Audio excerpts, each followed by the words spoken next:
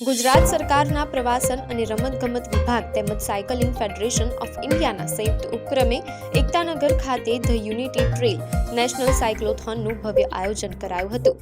Statue of યુનિટીના સાનિધ્યમાં યોજાયેલી આ 2 દિવસીય સ્પર્ધામાં દેશના 21 રાજ્યોમાંથી 160 કરતાં વધુ પ્રોફેશનલ સાયકલિસ્ટો, જેમાં ઇન્ડિયન રેલવે અને એરફોર્સના સાયકલિસ્ટોનો પણ સમાવેશ થાય છે, તેમણે ભાગ લીધો હતો। સ્પર્ધાના બીજા દિવસે પુરુષો માટે 100 કિલોમીટર 5 રાઉન્ડ અને બહેનો માટે 60 કિલોમીટર 3 રાઉન્ડની સાયકલ સ્પર્ધા યોજાઈ હતી।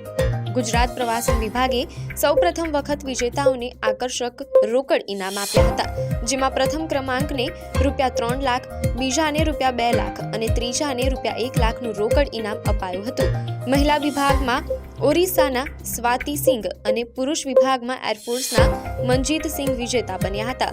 ગુજરાતના ગુપ્તા મુસ્કાને મહિલા વિભાગમાં બીજો ક્રમ મેળવ્યો હતો।